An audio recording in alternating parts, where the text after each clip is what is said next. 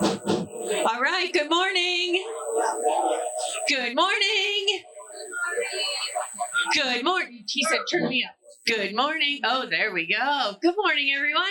First of all, thank you for coming. So I'm Christine Hobro, your board chair. I'm outgoing board chair. I've been in this role for 4 years, and it's a happy day for me. I get to move to past president, and we'll have an election at the end. But it really has been my pleasure to be with you and serve in this capacity. Yes, I have a broken wrist, so just bear with me if I go the wrong way on the slides. All right. So this is our agenda today. Pretty standard stuff like we normally cover.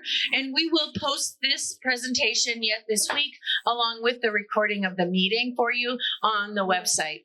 We'll do our secretary's report, then our treasurer's update for you. Healthy Lakes, we've got some really exciting things coming there with our new committee chair, Bill Douglas. We've got COLA information by Cindy Nolette, who puts in a lot of time with COLA, and COLA has had a really good year. We've got Jacob's going to give us our website update, and we're going to do some appreciation, social activities, then we'll do our election, the meeting will adjourn, and then we'll have prizes.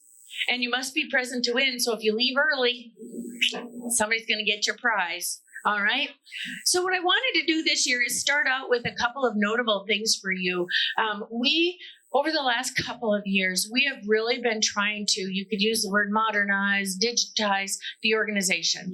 And we've made a lot of progress. The online member directory where you control your own information. You're not dependent on sending somebody an email and you wait for them to get around to it because they have a job too, right? But we really, first of all, are glad you're here. In addition to the directory, we modernized a really big chunk. So when I first joined as email coordinator, we had Karen Netland, who was responsible for the directory. Karen had a program. We were all in the program she had, and then she would load it to the computer. We've taken that step completely out, because now you can update your own information and we can help you. We're here to help. You're going to hear that from me a lot today. One thing I didn't put on the slide that I wanted to call attention to is Abby Schwartz joined our board. You might remember last year, and we're really glad to have Abby. She and her family have been on the lake since Abby was crawling. And when they looked at the cabin from the little lady who owned it, Abby was crawling across, and she decided to sell it to this nice little family. Abby's now a nurse, and she works just like the rest of us, but when Abby joined us last year, she has a real passion around the lake. And for much of COLA, if you've gotten a chance to know Abby, much of COVID, a lot of C words. Much of COVID, Abby spent up here, even though she was enrolled in a university in Florida, and she really loved the lake even more. So what Abby did for us this past year was Abby applied for a grant from Lake Emma Township, and Abby was able to secure a funding of $1,500 from Lake Emma Township. So let's give Abby a round of applause.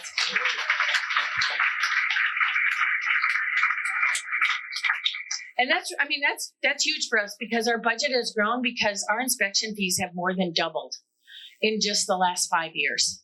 And it's a lot, right? Not only wages have gone up, but the number of hours. So then you might know someone is missing today. Magina is not here today. She's fine and well. She's in Texas. She's at a convention for some personal business of hers, and she regrets it, but the board, I think Cindy encouraged her, go and do that, because Magina's been in a leadership role for at least 9 years. And thanks to Magina, she revived all the paperwork and the information. You remember she led us in the R&B study of the lake, which was done years ago. She redid it a couple of years ago. We got a grant for that. And then Magina dug out all the information, recruited some great new volunteers, including giveaway Bill Douglas, our new chair of the Healthy Lakes Committee. And thank you, Bill. So for a while there, we were a little shy on committees other than our amazing social committee, which I'll call out here a little bit later.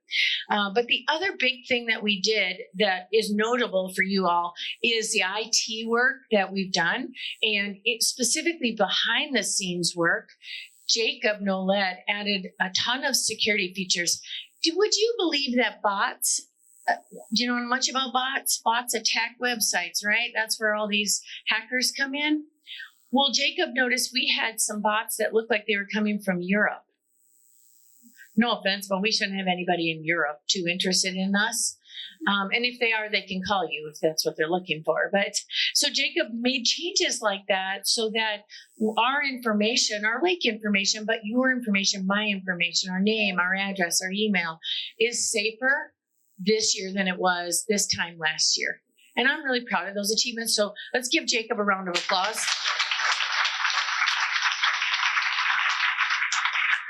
All right. So what I want you to know too is we do appreciate that sometimes change is hard and there's been a lot of change. We know that.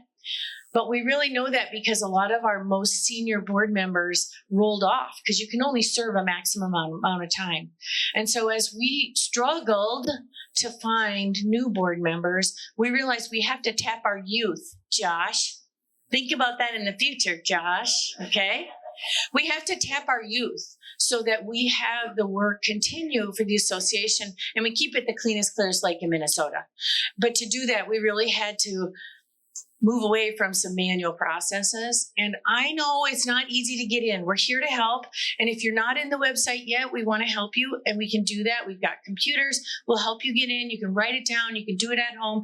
I offered you could come to my cabin. You can do that anytime. Just call me when you need help. And if I'm here, I don't get to come up every weekend, but if I'm here, you can come over and we'll go through it. Because it's not that hard once you get in, but the first time through, it just seems really wonky because it's new.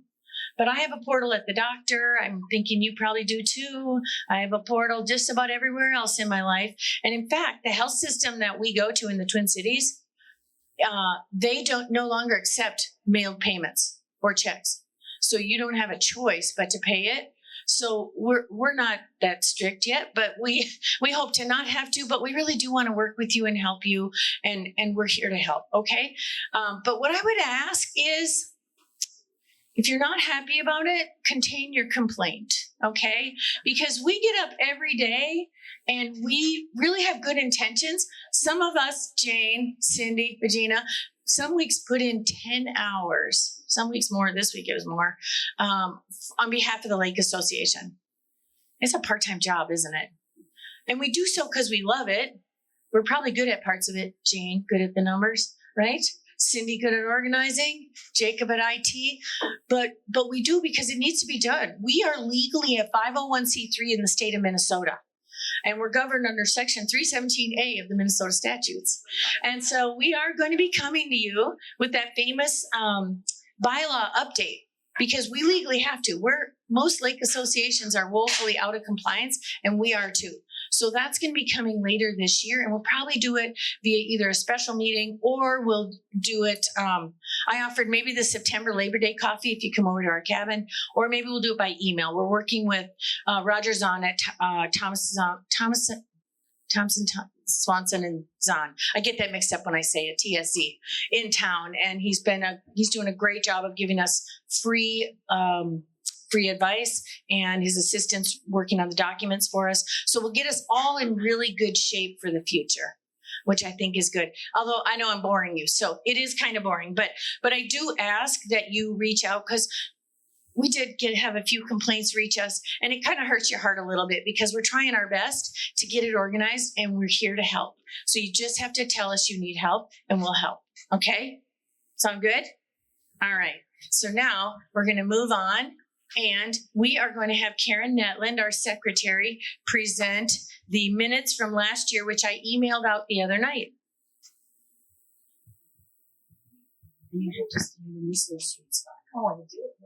Thanks, Christine. Okay, like Christine said, she sent out Wednesday the 2024 annual meeting minutes. Does anybody have any questions or concerns on it? Anybody? So, look good? Okay, do we have a motion to approve? We would entertain a motion to approve the minutes as presented by Karen. Steve? Do we have a second? Sorry. What's your name? My name is Cindy. Oh, go ahead. What's your name, sir? I'm Jim. Jim. Last name? Nice to meet you. All right, any further discussion on the minutes? As Karen writes. Any questions? All right, all those in favor? Aye. Opposed? Anyone abstain? Motion goes. We got it. Thank you. And thanks to Karen for being our secretary this year. We appreciate you, Karen. We are going to go now to the one and only Bill Douglas, our new Healthy Lakes Committee Chair. Thank you. Good morning, everybody. Bill Douglas. I've been on the lake since September of 2023, and I've been really an outdoors guy my whole life. I've been up along the Boundary Waters, Canadian waters, really into canoeing, and basically started going on the St. Croix River with my pontoon boat about 5 years ago. And I've really been looking at this type of lake. This little sand lake is just a gem. I mean, it's clean, it's deep, it's clear. And really, there's not a lot of people on the lake generally. And there's loons and beautiful beavers and all kinds of animals out there. And so I said, what can I do to help keep this lake, protect it, preserve it, maybe even help educate others on the importance of keeping our lake clean? Because I'll tell you, we are getting surrounded by AIS, which is aquatic invasive species, and there's also some other things running around, little snails, I guess, as well. But I'll concentrate a little bit on the AIS, which is your Eurasian milfoil, your starry stonewort, something like that. Your curly leaf as well. So there's a lot of AIS species surrounding us. So that's really frightening. And what we do on the AIS team, there's actually two parts of the AIS team, or the Healthy Lakes Committee team, I should say. There's the AIS, which is aquatic invasive species, and then there's the water quality team as well, taking samples and basically how deep can you see beneath, 20 feet. They do different tests on the water and things like that. I've been involved more with the AIS testing and surveys. We just completed our survey on June 14th, and I just wanted to point out there's volunteers that go out onto the lake.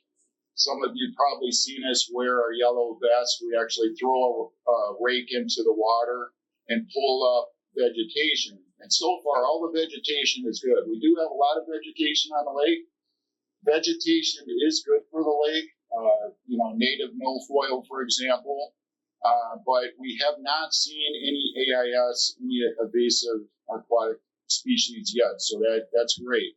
And I just wanted to point out the volunteers on that team and the water quality team. If you want to stand up, we should just really give them an applause because of all the work that they're doing every month. So go ahead and stand up if you want. I just wanted to point out that they do a great job out there. We get up early in the morning and throw those rakes. And Marshall, we use his pontoon boat. We spread out the vegetation on the boat to see what we have. And Marshall does a great job in identifying it. I'm kind of still in the learning phase because it's difficult to figure out exactly what is Eurasian milfoil and native milfoil. I mean, they look very similar, so there's different characteristics that we look at when we pull out the vegetation. We just basically throw it on the boat and look at it. We put it in our hands. We get juice all over our hands, but it's all kinds of fun. But really the good news, again, is we don't have any AIS. We don't have any invasive species, and it is, again, surrounding us. So those donations are helping, again, like Christine said, at the public access, the boats coming in, it's very important that those boats are checked. Now, we're doing basically 3 days a week right now, and you can see that it's over $6,000 we do that. We do get some money as well from the county and state. But I just wanted to say that it's very important, those donations, because it's very expensive to do that. The people that are there, probably $20 an hour. We're doing about 460 hours, I believe. Is that correct? Somewhere in that neighborhood, Cindy. So 460 hours, 3 days a week. That's what the professionals, the people that have had the training, checking the boats. But I kind of look at the audience here and I go, what can we do? What can we do in this room to make sure our guests, for example, our grandkids and our kids coming up, I think some of us have some grandkids here that come up as well, that can actually drive and bring their boats and their canoes and things like that. We need to make sure that they understand that they can bring in things. They can bring in the AIS. So we should be checking those with them, training the younger grandkids to check their floats, if you will, and their little toys. It can even get into life jackets, ski ropes, those big pink flamingos that are floating around. All of those things can carry AIS. So as parents and grandparents, it's important that we check to make sure that they're not carrying those things in. If there's any debris at all, anything green, anything that looks like plant life, knock it off. In doubt, take it off, right? So just came up with that. That's kind of interesting.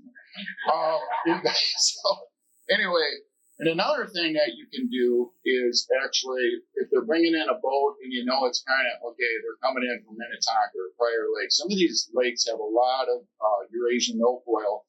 They can actually go into Park Rapids and have the boat decontaminated. So that's something that some of the resort owners, I was actually at a COLA meeting a couple days ago, some of the resort owners are actually indicating that they're requiring that their guests actually get decontaminated. That's just excellent.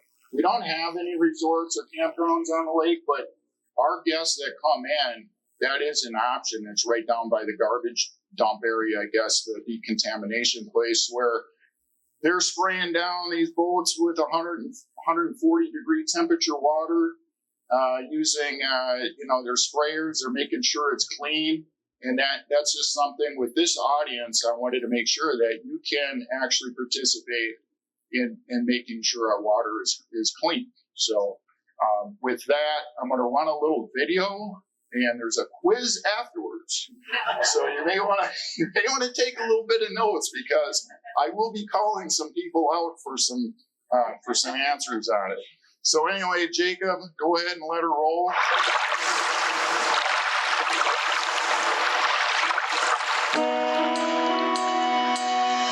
The last glaciation blessed our Minnesota home with an abundance of water resources. These waters have shaped generations of Minnesotans into passionate users and stewards of the environment. The introduction and proliferation of aquatic invasive species has and is continuing to change aquatic environments and how we and nature coexist with them.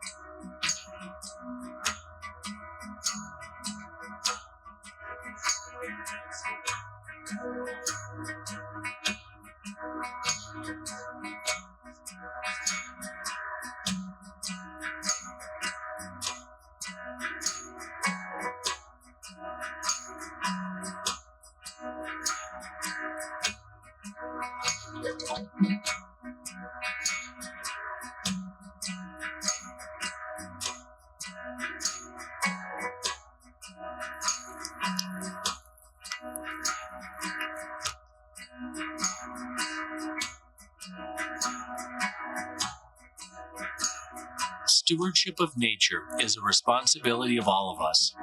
Let's work together to hand down a healthy tomorrow for future generations to protect and enjoy.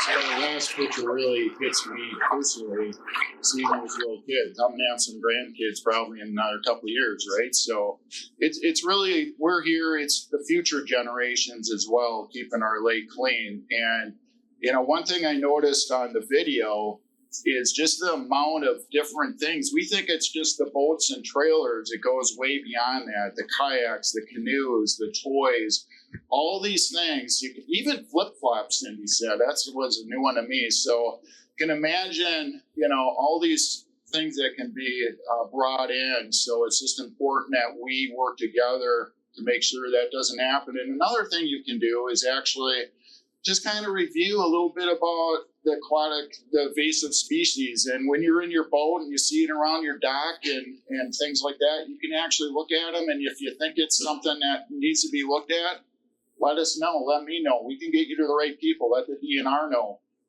If you think you have Eurasian milfoil, and you know it's not super difficult to figure out what it is if you have it comparison to the native stuff. We can all, you know, we're out there raking and taking 6 samples 3 times a year, but everybody in this room has opportunity and ability to look at it as well and report it if they see it. Any questions for me? Just making sure that if there's anything I can answer, certainly happy to do it now or after the meeting. Yes. Do we ever hear about good catches at the public access? Do they ever tell us? Yes. There is actually data that is available that is on site. I can't remember where that exactly is, but there is data available.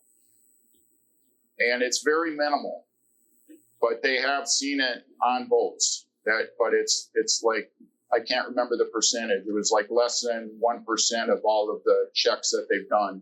It was pretty low. Maybe Cindy would know that one. And she's actually going to present after me, so I kind of kept it this presentation, a little off of what she's going to be talking about. So good question. Anything else before I turn it over? All right. Thanks again for coming, everybody.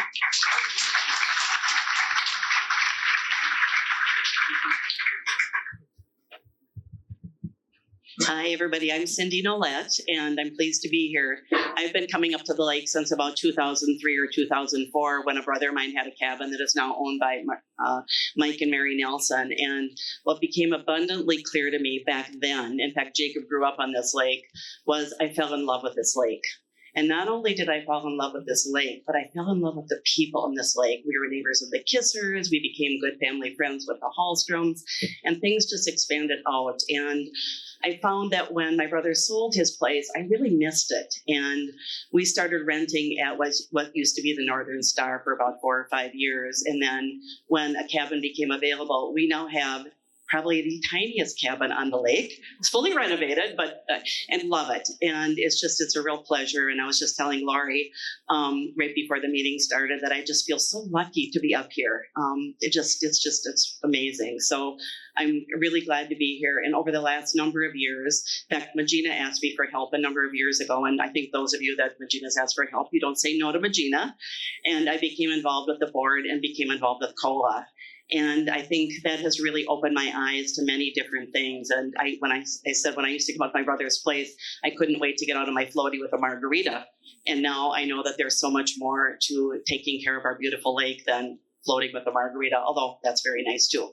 So I want to talk a little bit about some of the other things that we do to try to help everybody enjoy this lake. And the way that we enjoy this lake is to keep it a healthy lake and to keep a healthy community. So I've been on the COLA board for, honestly, I don't know how long, a long time now, 4 or 5 years. And it's really opened my eyes. I came in, I said, I feel like I've been getting an undergrad degree as I've been working with COLA. I really knew nothing about COLA. I knew nothing about environmental studies. I knew nothing. I'm a psychologist, so I knew nothing about any of this. And it's really been very eye-opening. And it's an impressive group of people. There's 31 lake associations in Hubbard County. And, there's 43 lakes in Hubbard County and 31 lake associations participate in COLA. One of the things that I can tell you is, and it's very impressive to me, and I've repeated this to the board many times, our lake association really stands out as one of the strongest, most robust lake associations for many different reasons. And I hear it every single COLA meeting. I hear about our universal investment in our lake, the quality of the lake, as well as the quality of the community. And I hear how, about all the things that we're doing, and that's just really, really important. And we're strong financially. There's about 2,700 lake association members in Hubbard County. So we have a strong investment in the lakes in our area. COLA's mission is very strong and it's very important. And again, I knew nothing about the importance of COLA until I started, but the goal is really to enhance the quality of lakes and rivers. We want to keep things healthy because our economic situation depends on it. It's recreational. And of course, over the years, we've learned about the importance of the environmental values, and that's just hugely important. We want to promote the responsible use of water and related habitats. And one of the things that, as Bill and I are getting to know each other, we're really hoping to be able to spend some time looking at how we can partner better with our healthy lakes and the vegetation committee and the goals of COLA as things are changing around us. So I think the way things were done 10 years ago and our concerns 10 years ago or so are really different today. And I think Bill talked about the emerging threats, and I'm going to talk about that a little bit more in a few minutes. To be noted, a portion of your LSAA dues is also paid to COLA.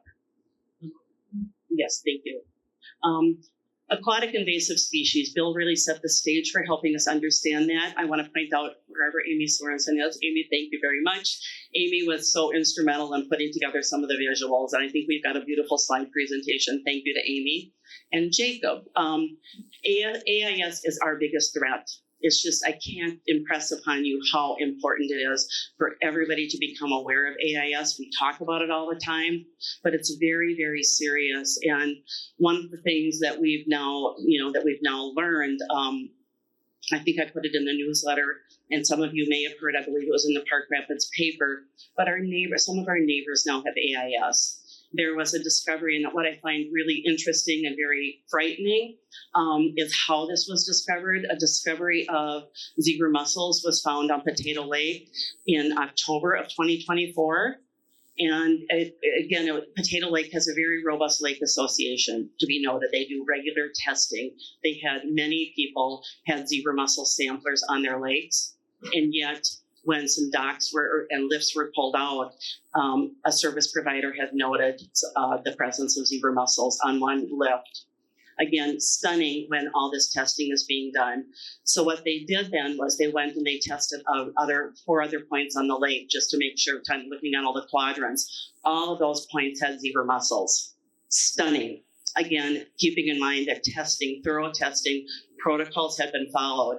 Subsequently then, the troops were called in from DNR and other places, and it was found that Potato Lake has a massive infestation throughout the entire lake. In February of 2025, a landowner was out just looking at his lift that was on his property and noticed some very large zebra mussels on his lift. And I'm not familiar with that area, but apparently there's a channel or a little river or something that goes from Potato Lake into Fishhook Lake. And that it was one of the properties right upon that entrance. And then 3 other neighbors also found to have zebra mussels.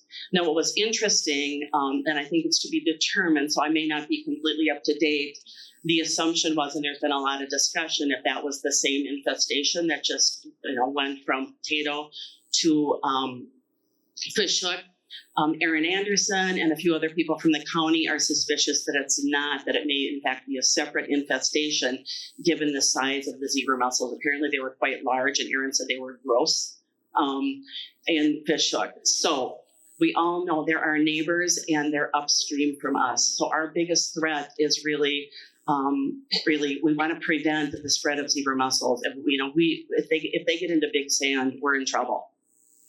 So why are we so concerned about AIS? And we know that we're all concerned. One of the first and foremost things, in fact, Ben and I had a conversation about that a little bit ago, our ecosystem is disrupted. When the AIS comes in, things are disrupted in the ecosystem. And it was interesting. I know I had a conversation with a family member, actually, who has a lovely cabin over in Purim, and they have zebra mussels. And he was talking about how their water quality, their water clarity is so much better. That's true. When zebra mussels come in, the water becomes much clearer, but at a greater risk for other disruptions in the ecosystem. So there's a huge downside. Safety, Bill pointed that out earlier. You may remember we live in the cities. There was a really tragic situation here. I believe it was in either Apple Valley or Lakeville last year. There were some divers going in to remove some weeds and some milfoil, and a couple people lost their lives. We live a couple blocks from Lake Harriet in the Twin Cities, and there have been some deaths because people have gotten stuck in the milfoil. So it's very dangerous for many different reasons. If you've been on a shoreline with lots of zebra mussels over in the Gull Lake area, Pelican, some of those sort of lakes, I mean, you have to wear water shoes. People can really get their feet hurt. So it disrupts water systems. My colleague has a lovely home on a lake in the Twin Cities, and they have tremendous problems with zebra mussels, in their water intake systems. It's a real big problem. And the question about property value is really something that we need to be aware of. We are seeing some trending down with property values with zebra mussels. We had a property that was for sale in our little resort down the road, and I happened to talk with a few different people that were coming in to look at the property, and a couple people asked if there was any AIS in the lake. So again, I know if I were to buy a cabin, that would be a question I would ask where I didn't years ago. So that's something. And the financial cost of control, Christine alluded to that earlier, Bill alluded to that. The financial cost is tremendous. I can't state figures as to what it is, but we know that it's not cheap. There's no treatment for any of these AIS. It's all management and control. There was a milfoil infestation, some of you may be aware of, down at Mantrap. It was a small infestation, but now they have to hire divers every year to come in and pull that out. That's a small area. Some of the areas that in some of the larger lakes, that can't be controlled. So it's an ongoing cost. I can tell you from COLA, there's great concern with some of the lakes that have the AIS infestations, and they can't fund it. And what's happening, there's a lot of controversy. The sense of community is being imbalanced because of their request and how do we do this, and people really have to pull out their pocketbook. And none of us I don't want to do that. Nobody wants to do that, but that's something that we could be faced with. And that's why we're trying to increase our AIS fund as much as we can. But as Christine and Bill said, should we get an infestation, I mean, it could wipe us out pretty quickly. Next slide, please. Thank you. What do we do? Our biggest intervention, honestly, is education, educating everybody. Everybody that's here you guys are not the people I'm concerned about. You're here, you know about the importance of a healthy lake, and you will share that with your loved ones and people that will visit. But we need to keep people being aware about the importance of this and what they can do. Prevention is the best intervention. Again, we have to do whatever we can to try to prevent the spread of this. Some of the things that we're doing at this point are, we're doing the water and vegetation sampling. We're putting the zebra mussel samplers on the lake, and I'd like to show you one. For some of you, last year it was one of our goals was to try to get each section of the lake with a represented with one of the samplers on the lake. It's one of my goals this next year to try to get every dock or everybody that has a dock to get one on the lake. So I've kind of tossed out the idea of Bill to potentially write a grant and see if we can get a grant to help fund these. Otherwise, I know Rob Hallstrom put this together. He said that he'd be happy to do some more. But if you are at all interested, please let me know. I can give you some information. So you just hang it. It's very easy. We have one on the end of our dock, and Rob Swanson, thank you very much, allowed me to put 2 on the dock here at Zorbaz. I'm very paranoid about this area of the lake. So thank you, Rob. So our boat inspections, collaborating with other lakes, one of the things that Bill and I began to have some conversation about, we are very concerned about obviously going upstream from Ida to Big Sand. There's a resort on Ida. There's not a lake association. We did invite, I don't know where Tracy is. I've not seen her yet. Tracy, thank you. Tracy was very kind, wonderful, and sent a magnificent invitation letter to all the residents on Lake Ida, inviting them to this meeting. And I think Bill and I want to try to partner with Ida and just be good neighbors and talk to the folks at Walters about what they're doing and to see if we can be of any help since they do not have an association. But again, we've got to figure out we need to get a better handle on what's happening at Ida because they're our really close neighbor. And I tell you, we just live right down the road. We see all kinds of boat traffic coming in, turning around by our place and coming back out. So for those of you down on that end of the lake, I don't know how much you know, but there's a lot of traffic coming from Big Sand over here. The other, informing our visitors, Bill talked about that. Please, please, please, we all like to have guests up here. And guests, if you've got a boat and don't have a cabin, you may not be aware of the importance of the AIS issue. So please inform people about those sort of things. The other issue that I just want to toss out there, and it's an area of concern, but there are really our first, I think, point of eyes, and is really our lake service providers. They're people that put in and take out our docks. I did reach out to some of the key lake service providers this last year several times. I only heard from one, but that is a goal, is to try to build some connection and to really try to understand kind of what they're doing. There is some training and some protocol for lake service providers. What's done, I don't know, but I can tell you we had, we use a large lake service provider, and I do know that they came to service somebody's lift here at our resort here a couple of weeks ago, and they had just come from another lake. Now, I don't know, so you don't know. They're hopping around from lake to lake, and they're good citizens, but I think this is probably a new area for them too. The one thing I should note that I didn't mention is the zebra mussels that were found up at Tato Lake were not found from visual inspection. They were found from tactile inspection, which means that somebody got their finger up in one of the little cracks along the lift, and they were tiny. Apparently they feel like sandpaper. So when you can't see them, now that brings a whole issue up obviously for the lake service providers. Their goal is to get our docks in and out. They're not going to be running their fingers along the edges there. So I think for all of us, it really beckons potentially some new protocol for us as cabin owners as to how we look at that, because if they're going to stick to that area. Next slide, please. I know I'm running out of time. I thought this was really quite interesting. This was a slide, and Jacob kind of adapted it here, but this was something that was talked about at COLA a while ago. And in 2014, Minnesota passed the AIS Prevention Act, and that was really important. That's when the money started to come in from the state to the county to allow us to do things like our inspections. It was a really important act, and I believe that some information was sent out to all of you with all the budgetary evaluations in the state. There was some concern that the AIS budget would decrease, and fortunately, with the comments from good citizens, there were not going to be changes until I think was it 28 or 2028. Something like that. It's kind of like they kick the can down the road, which gives us some time, which is really good. However, one of the things I think that's really interesting on this slide is you can see here This is when the state AIS, when the Prevention Act came into play, and you can just see, and really the focus of that was the launch inspectors and more education coming out into the counties and then subsequently to COLA and then obviously to all of us as citizens. And you can see how the curve is flattening. That's really, really good news. And so we do know that prevention, again, is our primary form of intervention when we're looking at trying to stop the spread. However, I don't know that we would show that same curve in Hubbard County. It's really apparent that Hubbard County, the increase of AIS has hit our area. So that's reflective of the state.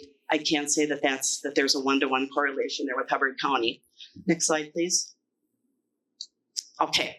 This next topic is a really important topic, own your own wake. It's an area that is under a lot of discussion and a lot of investigation. Investigation meaning a fair amount of money is being put into the state and actually on the national level, really looking at the impact of our waterways with things like wakes.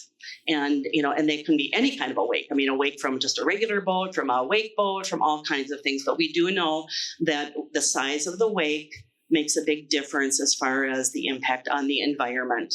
Next slide. Own Your Own Wake is a state program, and again, kind of really looking at the impact from wakes. But we do know that the wake boats can have a significant impact on our lake ecosystem. We have several of them on the lake here, and I think they seem to be running fairly responsibly. But I think we really want to monitor things like shoreline erosion. It disturbs aquatic habitats. I didn't have time to show a slide, but I remember watching a slide here or a little video not too long ago, and it was a lake in Minnesota. And they were just looking at the impact of a boat going back and forth. I don't know that it was a wake boat, it was any kind of a boat. They had a camera underwater and they were showing just the vegetation and the clarity of the water. And then they had the boats going back and forth, and you could see weeds being pulled up and the water was no longer clear. So that is, and I think the concern, of course, is what that does and how the impact of the wakes don't just disrupt the shoreline. They don't just make the water too wavy. There's a lot that goes on underneath the water that we can't see that really affects the health of the lake. And, it directly links to our growing concern about the spread of AIS. If there's some AIS and those wakes they're disturbing the undercurrents of the water, it's very likely that AIS is going to spread to other parts of the lake. If people have concerns about this, we are certainly happy and we'll take information. And one of the things that we want to do is to keep current on information. And again, there's a ginormous study that's being done at the University of Minnesota looking at all of this. But please contact the DNR, Minnesota Rivers and Lakes, and I can send you that information too if you have any questions or concerns about that. Okay. Couple of things the DNR says to reduce the likelihood of damage. It's very interesting. They've got a very specific law for personal watercraft must stay at least 150 feet from the shore. It's a guideline that boats should stay about 200 feet from the shore. What we do know is that all watercraft should slow down in narrow or shallow waters. And there are some very specific areas, as we all know, on the lake where things get narrower, things get shallower, and we just really need to be mindful of those areas. And I know a number of people that live in some of those areas that really are quite concerned about their shoreline erosion and really what that means to their particular property. So it's something that we have to be aware of. Next slide, please. Oh, that's it? Okay. Any question, Bill? Just wanted to point out also, we're going to be doing surveys on Lake Ida starting in July. So I forgot to mention that because we are very concerned about those waters and boats that are in those areas going into Little Sand. So that's good news. We've never done that before. Probably I don't know if there's ever been a survey on that lake, so we'll be fine in July and we'll certainly get through that. I have one question.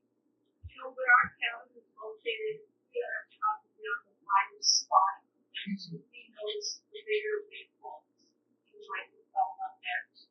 It seems like we don't get the message to stay with the I'm wondering if the owners of these boats are here to today, I don't know that, but we have really noticed that the clarity of our water, right off under that, Saturday and Sunday, we don't even want to go in because it's so good stuff. And we have noticed that we are getting erosion. We don't have a lot of spots on our shore. We did sense to me that we have down on the deep zone years ago we could do that. And we're sorry that we didn't because it's just eroding that really just getting out of the water. So we have motion and ask a couple of people to please stay out in the middle. And we've noticed that they are doing that. But there are folks that come in to the VRBO and these folks are so big.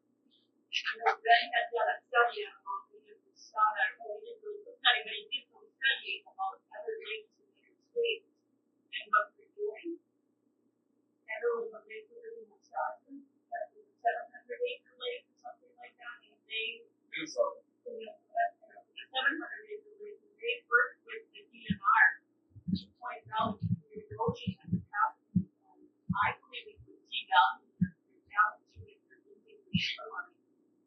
So I think if we can talk to our DNR people and let them know we're noticing these small changes right now in the land. And a lot of times the owners of these big ones, they are, they go home to the little waves on the land. And they slow way down because they go back up on the dock. So they don't notice any damage being done to the shore. But where we sit, we're starting to see changes. Yep. I think I think we all are, and again, we're really very interested in hearing concerns and directing you to the right sources. I can tell you that the DNR is currently studying the two main factors that they're looking at and could potentially lead to some guidelines or restrictions, but looking at the size and the depth of the lake. There is one area of Vermont that actually has restrictions, and there's and parts, it's at least one lake, I believe, in Cook County of Minnesota that now has restrictions about certain types of boats given the size of the lake. So size and depth is really important. So again, we're all in the same kind of just beginning learning curve, but we know that it's an area of concern. So Mark, did you want to say something? And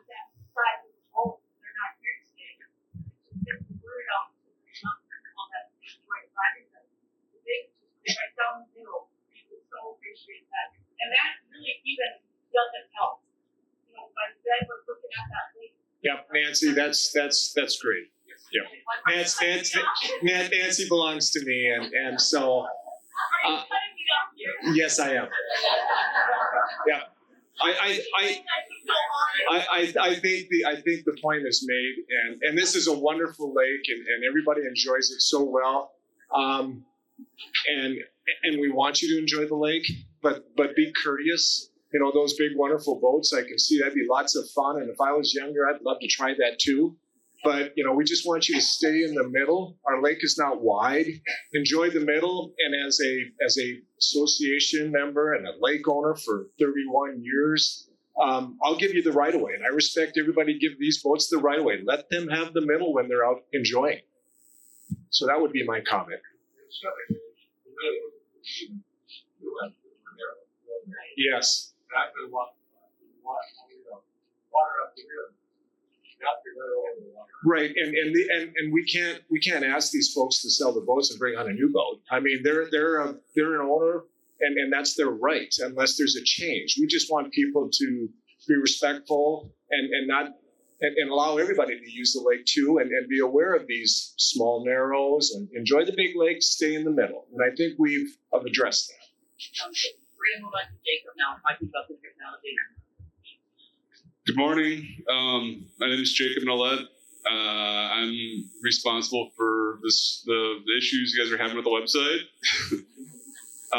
No, it's getting better, and I want you guys to know. I get the support tickets. There's two places. There's maybe three places on the site where you can send Christine and I an email, and we read all of them. Sometimes it takes us a week or 2 weeks to get to you guys, but just be patient. And I want to talk about the portal. So the portal, it's really designed to automate or to save us a lot of time. So if we have, let's say we have 150 members, and that'd be a sweet goal. If we had 150 checks, and then we had 150 directories, that's a lot of printing. It's a lot of processing. It's a lot of time. And when people move, move their, let's say they have a house in the cities or in Fargo or something, and they move, or they get new cell phones or new email addresses, there's administrative time, year after year that is required to update the directory and then print it out and then design it. So this member, paying the online dues is one component of this, but also the member directory is really going to save us a lot of time and let us focus on, other tasks like activities or focusing on, things we've been talking about today. So the member dues and the member directory are big components, but also security. So I'm not going to talk about cyber. I was gonna present some stuff on that, and that's a little over my head sometimes too. But security is a big component. The website. I'll talk about the website a little bit.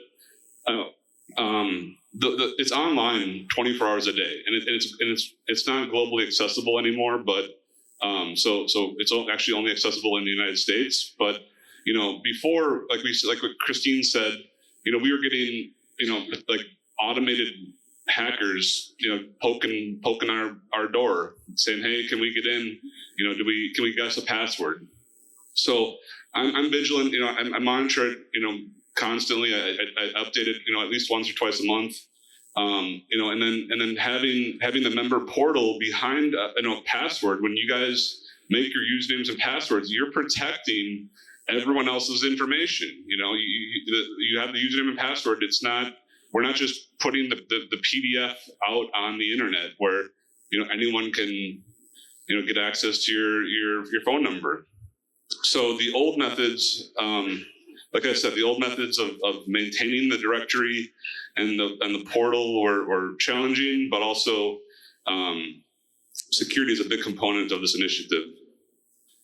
So I want to talk about kind of why we got into this situation with onboarding.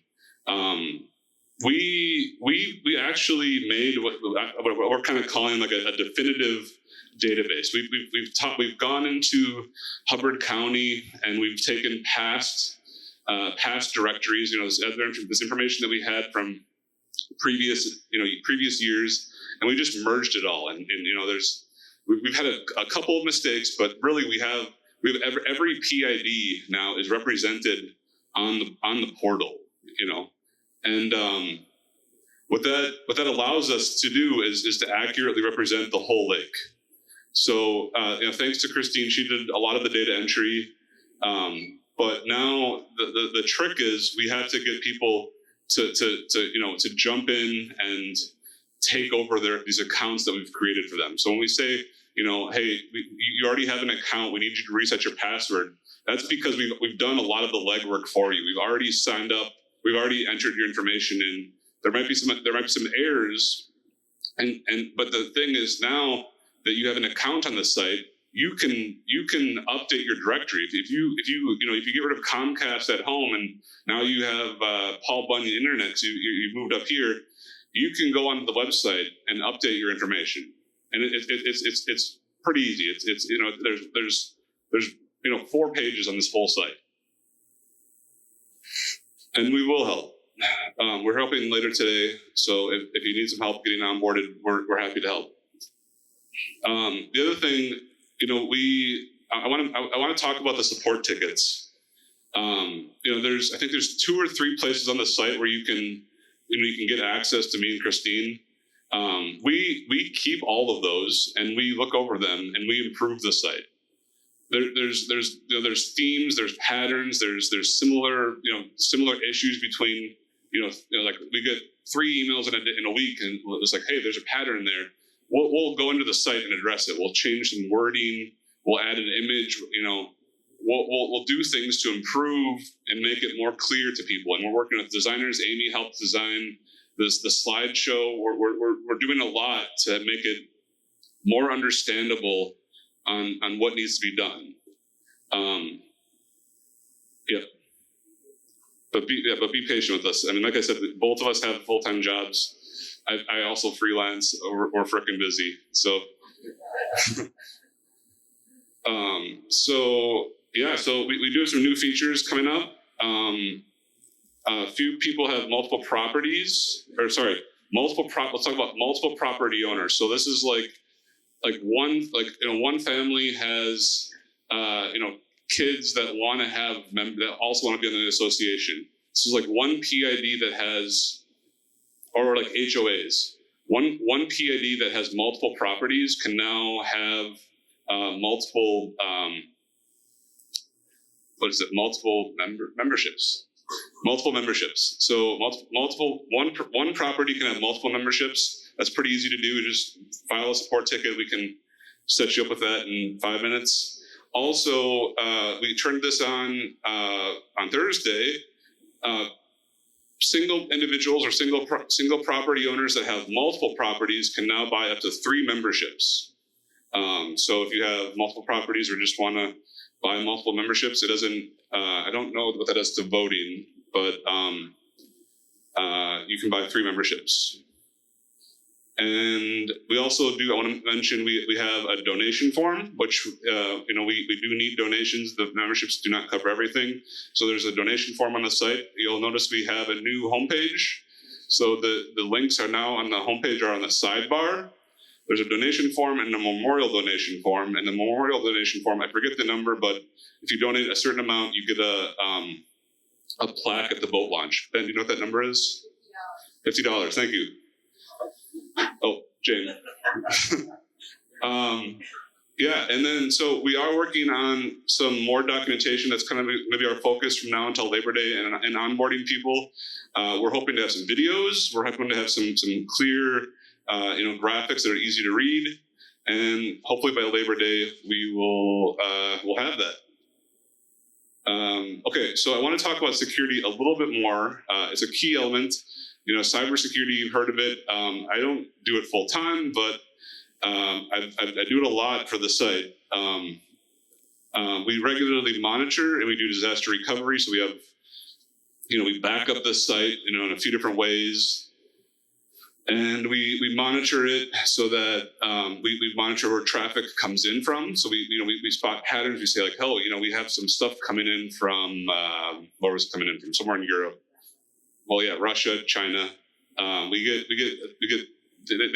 just knock on our door. They see if the door's unlocked, and if the door's unlocked, then they walk in. So it's important we have good security. Our data center is hosted in Iowa in Microsoft. We have an Azure grant that our hosting is paid for. Doesn't cover all of our costs, but we're hosted in, and it's called Azure. It's their Microsoft data center in Iowa. And we also received, I forgot to mention it today, but we applied for another grant for all of our email. We're getting email and calendars and like Zoom calls through a Google grant that we just got this year. I forgot to mention that, but that's another grant we got to cover our cloud hosting costs, which is awesome. And okay, so then, all right, so your credit card information, right? Some people are concerned about putting their credit card on the internet. First of all, it's the internet is very robust in its security practices. There's lots of things I'm not going to get into about how that actually works. What I will say is your traffic when you're on our website is fully encrypted. It's fully encrypted from our web server to your device. Okay. There also though your credit card information, if you submit your credit card information, it never goes to our site. It goes to Stripe, who's our third-party credit card provider, and that is also encrypted. So your credit card information is never stored by us. It's never received by us. We don't retain logs. Like if we want to view the logs on who's transacted, we only get the last 4 of your credit card information, and then your email address and stuff like that. So all the PCI compliance is what it's called is provided by a very large corporation that is very eager to be secure. So then I'll just mention again too, if you do travel abroad, our website is not available outside the US anymore. Support tickets. I mentioned it a lot today. We're here to help. We have some people after Christine's helping. It looks friendly out on the patio. I'll be able to help when I finish packing up. And be patient. Thank you. Big thanks to Jennifer.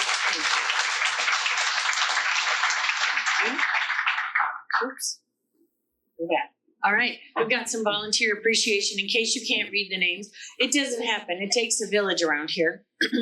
Renee and Larry, when I shout your name, would you just give a wave, and then we'll give everybody a round of applause because we're running a little short on time. So Renee and Larry Bexell, they're over there. Thank you. Marshall Howe, leading the vegetation team. Thank you. Bill Douglas, you met. Randy Herda, and Magina's not here, but is Randy here? Randy, sorry. There you are. Thank you for managing our Facebook, which is a job in itself. Amy Sorensen for the annual newsletter, the website, and now the presentation. Amy, thank you. The Doda family, Mark, Nancy, and Ben for the launch, the fishing contest, which is coming up, and the many event hosts. Anyone who's hosted a coffee or another event, thank you for that. Anyone who's gone, because those events look like a lot of fun. Cindy and Jane for leading the photo contest. And you might have noticed that the slideshow in the beginning was all the photos that were submitted. So thanks to those of you who submitted photos. It's open again this year, and we'd love for you to continue. So how about a round of applause for all of our volunteers? All right, and special thanks to our social committee, Phyllis, Dar, Karen, Amy, Vicky. Where are y'all ladies?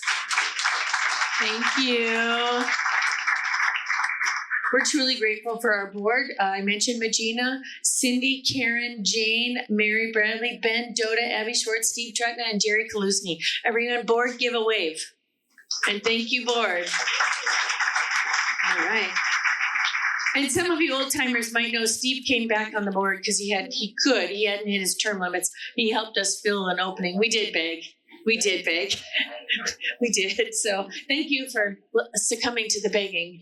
And then again, we really do thank Magina for her many years as COLA rep and on our board. Wish she were here, but she'll hear it in the recording. So, all right. Our loon liaisons, Dick Peters, Roger Hopesprung, thank you for all of that work. Stephen Phillips for monitoring them.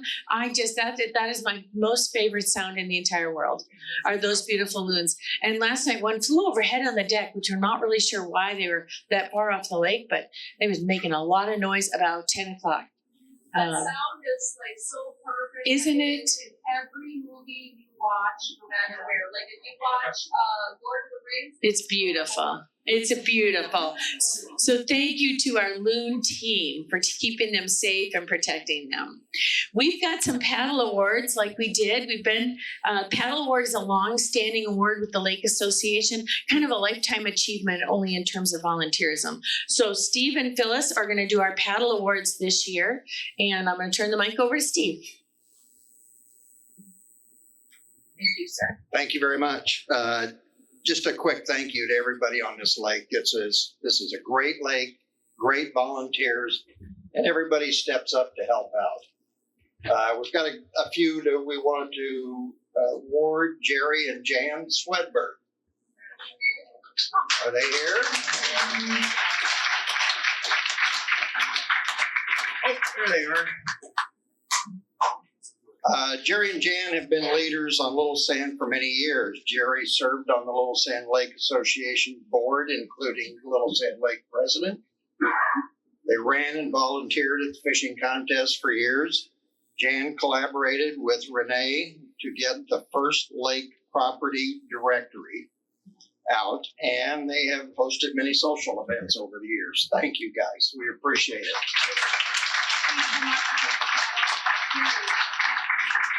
Please come up to get your paddle. Come on, Jerry.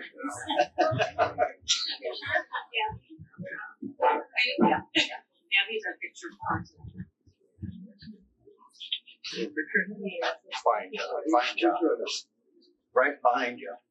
Abby's one of his pictures.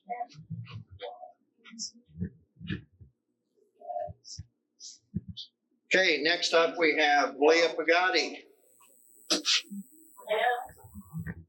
Leah may have the record for serving the longest on Little Sand Lake Board of Directors. She was part of the group that started our lake association, served as a board member and as treasurer from 1990 to 2011. That would be a total of 21 years. Thank you so much, Leon.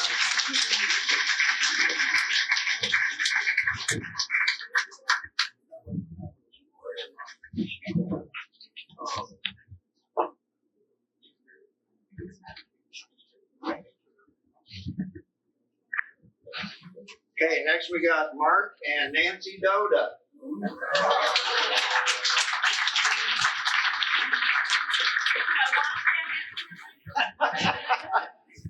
Why are you guys sitting at opposite All sides? makeup out there. Get along, will you? I still love you. Yeah, They have shown this woman with taxes. I belong to her. They have shown leadership and stewardship on Little Sand in many ways. Mark has served on the board of directors as part of the water quality monitoring team for 5+ years and is now on an advisor for our charitable fund. Together, Mark and Nancy lead our annual fishing contest and maintain the kiosk at the public launch, including ordering and placing the memorial plaques. They have also been good examples of lake stewardship. Their son, Ben, has been serving on our board of directors, helps with the fishing contest, and has helped them with testing the new website features. They have been known to venture and on their own to clean the county road 50 ditches. Thank you, guys, very, very much. We appreciate it. Thank you.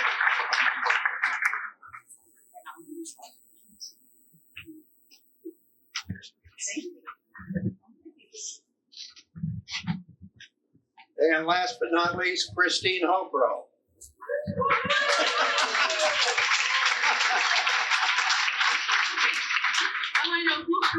I don't know. Became the Little Sand Lake Association email coordinator in 2019. Joined the Little Sand Lake board in 2020. Became president in 2021. As president, she has led several initiatives, including working with Jacob to develop new website and a new online membership portal. She has also been working to update the Little Sand Lake bylaws. And of course, she and her husband, Dave, host the Labor Day weekend coffee and other events at their house. Thank you so much. You've done well.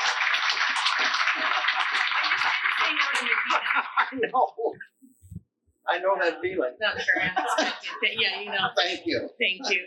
And Phyllis is going to run through some social activities coming up that we want you to know about. And I believe, Rondi or Adam, you're going to come up and join her. Slide for me. Did you want me to call them up right away? Nope. Okay. All right. Mike, ready here? Okay. All right. This is our social calendar, which I'm sure all of you have seen, so I'm not going to go over it. But now we do have a new member on our social committee this year. We have Amy Sorensen. So does all the social committee want to stand up? We have Dora Swanson, Karen Odegaard, and Amy Sorensen and Vicki Johnson. So, thank you. Okay. And we had a new event this year. We had Bunko at my house this last week, and it was very well received. And actually, people want to start doing it monthly. So we have Jean Soderberg that has offered to do it now in July, and Janet McMillan has offered to do it in September. So we need someone to volunteer for August. So if anyone is interested in doing an August Bunko, just please let me know. What's Bunko? Bunko is a dice game. So a very social dice game. Do you have to know how to play? No. When we had it at my house last week, I think only a couple people had played it before. So it's very easy to learn. So yeah, and it's fun. And you get prizes. So prizes are always fun, right? So, and another new activity we're going to do this year too is the ice cream social at Amy and Chris Sorensen's. So that will be nice. We hope and bring your favorite topping for that. And of course, We're wearing our aprons today because the theme for the annual picnic is going to be the cook-off and wear your favorite apron, and that is at Paul and Lori Isaacson's. So, and on our walking group is we'd love to have some new walkers. Now starting in July and August, we will be walking at 8 instead of 9. So if you will come join us in Dorset at the trailhead, that would be great. And I think now we will call up Adam and Rondi for the boat parade. All right, thank you. So yeah, this is next Saturday already. We want to make this as easy as possible for signing up. So there's a QR code on the flyers, and we'll leave those up front. So you just have to take a picture and sign up. We will let you know your boat number probably late next week. We'll also gather up the trophy and get that ready for the new winner. But meeting here at 11 a.m. in front of Zorbaz, we're going to go counterclockwise. We'll judge at the boat launch. And then we'll announce winners on Facebook and email. You can have any theme. And again, the first place is a trophy and $150 cash. Second place is $100 cash. And third place is $50 cash. Is there anything that you'd like to add? No? But yeah, so we'll be there. We could use some judges too if anybody wants to just let Rondi know about that. So, but again, flyers will be up here. You can just scan this QR code and sign up. Well, also on the Facebook page, I had made a post last week. There's a link on that post that you can click, and that brings you right to the registration form. So, and then I will send a separate email back to you with your boat number. You just need to make sure you display that when you go by us at the launch, so you can hold it up or you could attach it to your boat somehow. But I'll get back to you as soon as we get that registration with your boat numbers. Perfect. What's the deadline to sign up? We would like by next Friday would be fine. Yeah. Oh, that's awesome. Yeah. Awesome. All right. Thank you. Thank you very much. All sponsored by Napa Central, so thank you very much. I explained the barbecue Yes. competition. Yes. Okay. We'll have Paul Isaacson come up to explain the barbecue. Don't forget the fishing tournament in August. Actually, I'm Paul Isaacson. We will be hosting the picnic again this year. But for some of you, especially like myself, how many times have we gone out to eat and we try the ribs and we say, oh, my ribs are better? I mean, I've never been to a place where I've said, boy, these ribs are better than mine. It's always just the opposite. Just say, my ribs are. So what we'd like to do this year, maybe, is have a little competition to see who has bragging rights on Little Sand. So what I'm looking for is if anybody's interested and you think a little bit that your ribs might be better than mine, I'll challenge you. And we'd like to find some, maybe 4 or 5 teams or however many people believe their ribs are the best. And we'll prepare them. You can prepare them at your own place and we'll bring them to the picnic. We'll have some judges. We'll have some bragging rights and maybe even a trophy for the first annual barbecue cook-off on Little Sands. So please contact me if you're, like I said, if you believe you even have a shot at beating me, reach out to me and we'll go from there. So my thought is we will we'll use the same source of ribs, so that won't be a factor. You can prepare them at your own house. We'll bring them over and we'll have some outside judges. So if you're interested, please contact me or I'll be reaching out to you. Nice job. I'm going to talk to my son. He thinks his are best. All right. And then we've got, as we mentioned, the photo contest. So again, thanks to everyone who participated last year. We look forward to seeing beautiful images. Now, we've got some business to finish, and then we have prizes to award. All right. So before I do that, though, we need some more volunteers. Okay, you've heard a couple times, but really to do everything you want, including reaching out to new members. When somebody buys a property, we hope the previous owner tells us who they sold to, but a lot of times the email and phone number don't come with it. So So just if you do me a favor, when you're out and about, talk to your neighbors. I've talked to all of mine. We only have one that's not joined on our little goldenrod, and I'm working on that one. But just have them join. It's $50. It's tax deductible. You know, that's like a few Starbucks if you're a Starbucks drinker. Give it up and support the lake, and we're all good. But we would like to think about a membership team who could help do this formally, so that we get all properties to join. It's not a big ask we're making, right? So if you're dying for more work to do, we'll make it easy, okay? And now that it's all digital, we could definitely use some help. Okay. What? Fishing contest, Mark. Okay. Yep. 30 seconds. Yeah, 30 seconds. All of you make the fishing derby, fishing contest very fun. We're going to start. It's the first Saturday. It's the Saturday before the Taste of Dorset. Contest is registration 5 to 5:30. Still only costs $1, but donations are welcome because it goes to this association. Kids love it. I think you guys love it. We'll be ready for you. Special appreciation to the helpers that we have. Ann and Jerry Kaluzny are right there always. Larry and Renee Bexel, they always seem to find money from Coldwell and Wolf, and we'll be expecting that again. But we look forward to seeing you. Thank you for your work on it. All right. Now we have an election. So according to the bylaws, I moved to past president to help the new president, and Cindy has graciously volunteered. So the slate of candidates, I'm filling in for Magina. Normally the past president does this. So I am filling in for Magina to present you the slate of candidates. Cindy Nolet for president, it would be her first term. Karen Netland back in the vice president role, second year of her first term at that job. Ben Doda, director at large, second term. Steve Trutna, director at large, second term. And Dee Goppelrode, director at large, first term. And Dee, raise your hand and give a wave. Is Dee here?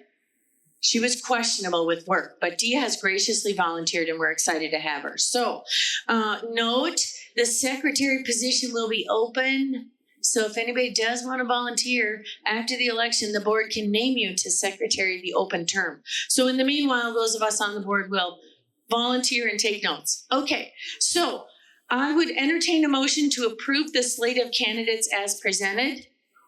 Who is that? Maggie moved it. Second? Who's I? Vicki, thank you. Any further discussion or other candidates that would like to raise your hand? All right, all those in favor say aye. Aye. Opposed? Abstentions. All right, thank you. Yeah, all right, we got that done.